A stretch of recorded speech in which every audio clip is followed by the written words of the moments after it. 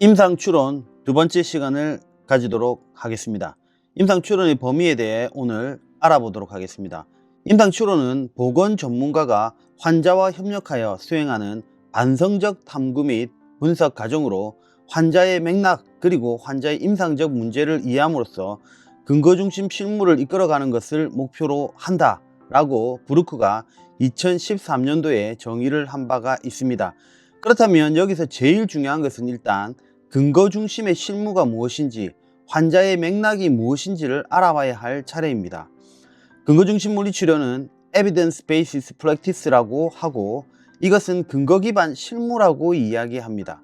근거 중심 물리치료는 문제 해결을 위한 접근 방식으로 문헌과 환자 치료 데이터에서 얻을 수 있는 최상의 증거를, 다시 말해서 The Best Available Evidence와 임상가의 전문성, Practitioner Expertise, 그리고 환자의 선호도, Patient Preference and Value를 통합하는 과정을 이야기하는 것입니다.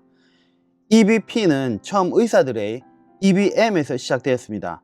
Dr. 데이비드 로렌스 샤키트라는 의사 선생님께서는 이것을 처음으로 만드셨는데 1985년도에 근거중심 의학 개념을 정립하셨고 1996년도에 EBM을 완성하신 분입니다.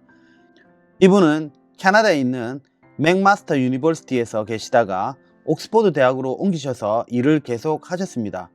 이분 때문에 나이스, 즉 영국 국립임상보건연구소 등에서 근거 기반 가이드라인을 형성할 수 있었고, 환자 치료 시 최신 연구를 검토하고 적용하는 습관을 형성할 수 있었다고 합니다.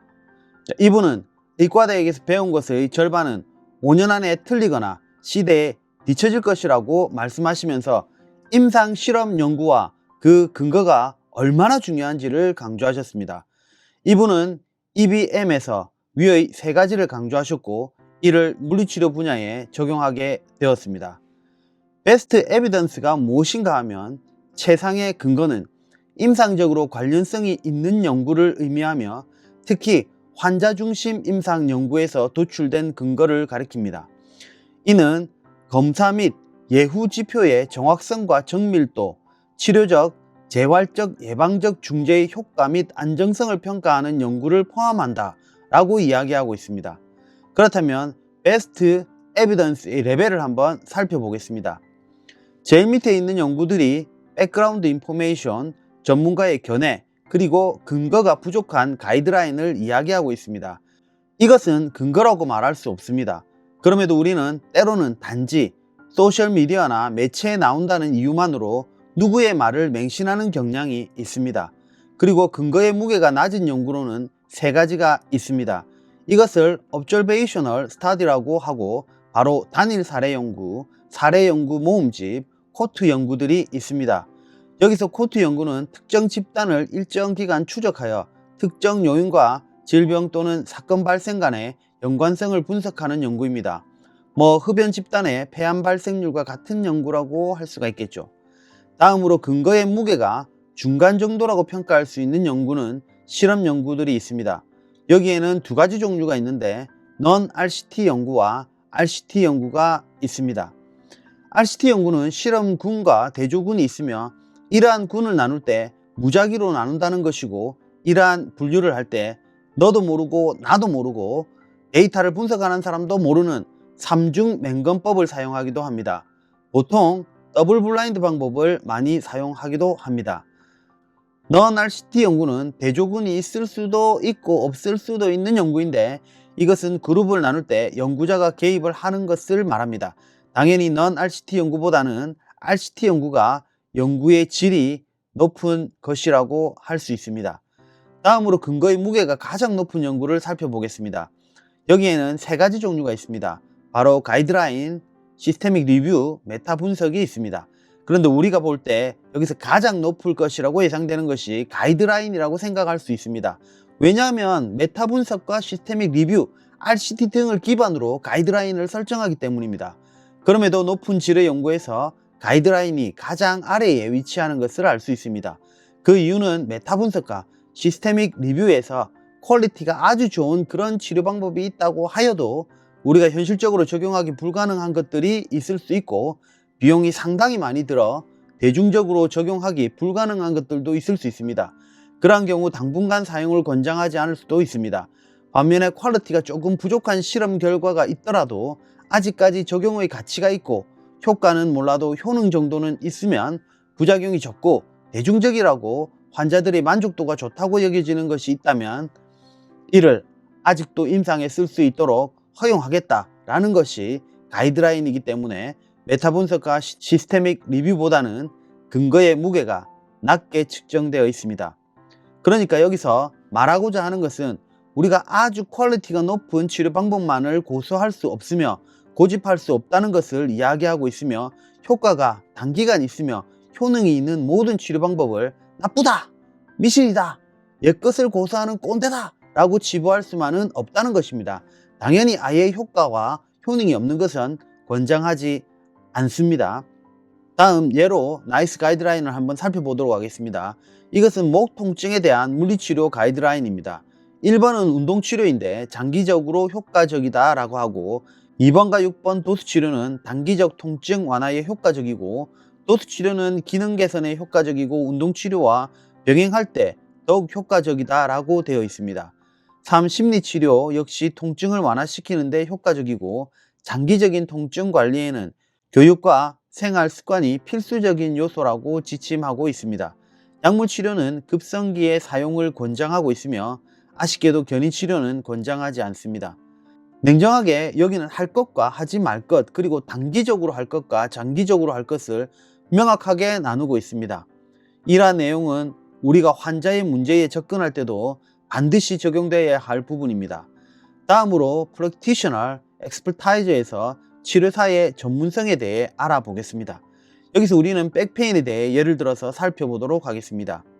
1937년도에 폴 윌리엄이라는 분이 계신데 당시 그분은 다음과 같은 이론적 배경을 주장하십니다.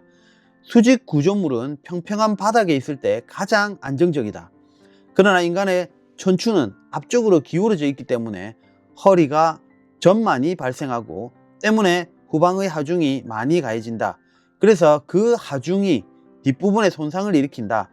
그렇기 때문에 허리 통증을 없애기 위해서는 굴곡을 해야 된다라고 얘기했고, 이 당시에는 해리슨 내과라는 의사들의 바이블과 같은 교과서에 이런 내용들이 실리면서 모든 허리 통증 환자에 대한 의사 선생님들의 처방은 굴곡 운동이었습니다. 그 후로 거의 20년이 지난 1956년에 맥켄지라는 분이 계십니다. 로빈 맥켄지라는 분은 환자를 보고 계실 때 허리 통증을 호소하는 샘이라는 청년이 찾아왔습니다. 맥켄지는 다른 환자를 보고 있는 중이라 샘을 보고 기다리라고 했고, 샘은 위와 같은 자세로 기다리고 있었습니다. 자기 집도 아닌데 약간 건방져 보이는 저 자세가 백페인의 운동치료를 바꾸게 되는 자세가 됩니다. 로빈 맥켄지가 환자를 보고 나서 다음 환자인 샘을 볼 때 샘은 아까 다리가 저릴 정도로 아팠는데 지금은 괜찮아졌습니다 라고 이야기를 하는 거죠. 그 후로 맥켄지 선생님은 허리 통증과 신전 자세에 대해 연구를 시작하게 됩니다. 그 이후로 신전 운동이 허리 통증 환자들에게 처방되는 운동치료의 주류가 되기 시작합니다. 다음으로 1980년대에 판자비와 얀다라는 분이 나오게 됩니다. 판자비는 우리의 허리를 이루고 있는 것을 세 가지 시스템으로 보았습니다. 수동 시스템과 능동 시스템, 조절 시스템이 있는데 이 세 가지가 조화가 이루어져야 된다고 생각했고, 얀다라는 분은 우리의 근육은 토닉 머슬과 패직 머슬이 있는데, 즉 가활성화되기 쉬운 근육과 쉽게 약화되는 근육이 있다라고 하셨습니다. 그는 그래서 이러한 근육의 비정상적인 패턴이 특정 자세 불균형을 유발한다고 설명하였습니다. 그래서 유명한 어퍼 크로스 신드롬과 로우 크로스도 신드롬을 이야기하면서 자세 불균형의 불씨를 지피게 됩니다. 이에 발맞추어 1989년도 스웨덴 베르근마크가 등장하면서 우리는 코어 시대를 맞이하게 됩니다. 그는 근육을 로컬 머슬과 글로벌 머슬로 나누고 오버액티브와 오버 컴펜세이션 이라는 개념으로 신경근 재교육과 적절한 호흡 운동으로 척추의 안정을 유지할 수 있다고 이야기하였습니다. 이러한 기반을 중심으로 폴 하지스라는 분이 TRA, 즉 로컬 머슬의 타이밍 이슈를 가지고 나옵니다. 백페인 환자들은 정상인에 비해 TRA 근육의 수축 속도가 늦게 수축하는 것을 발견하고 그때부터 업도미널 드로잉 엑서사이즈라는 신경근 활성화 운동이 유행하게 됩니다. 그러나 이 운동 방법은 생각보다 쉽지는 않습니다. 이어 비슷한 시기에 피터 오 슐리반 교수님은 극소 근육의 안정성이 중요하다고 주장을 합니다. 즉 TRA와 멀티피더스, 펠빅 플로어를 강조하셨죠. 이어 지금의 그는 BPS 모델을 중요하게 생각하고 계십니다. 아무튼 다음 허리 통증과 척추 안정성 연구의 세계적인 권위자이신 스타우트 맥길 박사님이 계십니다. 그는 허리를 이루고 있는 근육을 극소 근육이니 글로벌 근육이니 이렇게 나누지 말고 척추 전체의 기능적 강도와 내구성이 중요하다고 주장하고 계십니다. 그와 비슷한 주장을 하시는 분이 또 우리나라에도 계시죠. 그 교수님께서는 이것과 함께 척추 위생을 강조하고 계십니다. 아무튼 이러한 사실들, 즉 이러한 분들은 평생을 또는 장기간 요통에 관한 연구를 하셨고 또 하시고 계십니다. 우리는 이러한 사실을 마냥 나의 짧은 판단으로 거짓이야, 말도 안 되는 거야 라고 폄하해서는 안 된다고 생각합니다.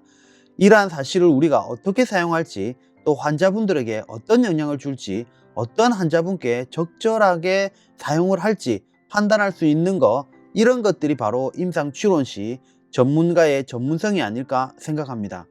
임상추론을 하다 보면 단단한 지대와 늪지대를 만나게 된다고 합니다. 이때 필요한 것들이 각각 있습니다. 단단한 지대에 필요한 것은 명제적 지식으로 해부학적, 병리학적 지식과 같은 것들이고, 그리고 비명제적 지식은 위의 다양한 사실을 기반으로 한 연구들, 그리고 경험들, 그리고 전문가로서 체득한 기술들을 말하는 것이며, 늪지대에 필요한 것은 BPS 모델에 대한 지식, 그리고 전문적 노하우, 그리고 전문가로서의 자기 인식이 필요하다고 마크 존슨 교수님께서 말하고 있습니다. 그리고 환자의 선호도와 가치입니다. 늘 우리는 가장 중요한 것이 무엇인지 생각해야 합니다. 선생님들에게 가장 중요한 것, 가수에게 가장 중요한 것, 뭔가요? 선생님에게는 학생을 위한 가르침이 가장 중요하고 가수에게는 대중을 위한 노래입니다. 내가 무엇을 하는 사람인가이죠. 우리에게 가장 중요한 것은 환자의 치료입니다. 평가는 늘 상대에게 있는 것입니다. 다른 치료사가 또 다른 치료사를 평가하는 것은 아니죠. 비록 나보다 노래를 못한다고 내가 생각해도 대중들이 그 가수를 좋아한다면 그에게는 뭔가 울림의 소리가 있다는 것을 인정해야 하는 것입니다. 그래서 우리의 모든 중심은 환자여야 합니다. 환자분을 잘 알기 위해 우리는 환자의 정량적 평가와 정성적 평가를 실시해야 합니다. 정량적 평가에는 나이, 성별, 기저질환, 신체적 특성, 약에 대한 반응 등을 알아야 하고, 정성적인 평가는 문화적 배경, 종교적 믿음, 삶의 목표, 통증 내성, 선호하는 치료 방법 등을 알아야 합니다. 내가 좋아하는 방향대로 가서는 안 된다는 이야기입니다. 그래서 다음과 같은 말들을 소개할까 합니다. 데이비드 세키트, 이분 아시죠? EBM을 처음 만드신 분이죠. 이분은 다음과 같이 말씀하셨습니다.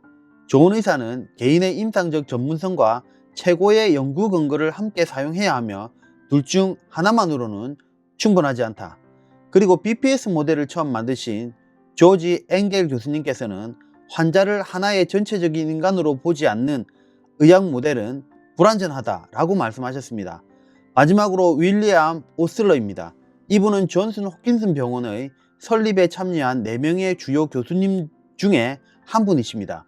이론 중심의 수업에서 환자 중시의 실습 실험을 강조하셨던 분입니다. 이분께서 하신 말씀은 어떤 병을 가진 환자인가 보다 어떤 환자가 그 병을 가졌는지가 훨씬 더 중요하다라고 하셨습니다. 내부에서 서로를 향해 총을 겨누는 순간 진짜 적은 웃고 있을 것입니다 라는 말이 있습니다. 우리가 지키고 싸워야 할 것은 환자분들과 환자들이 가지고 계신 통증입니다.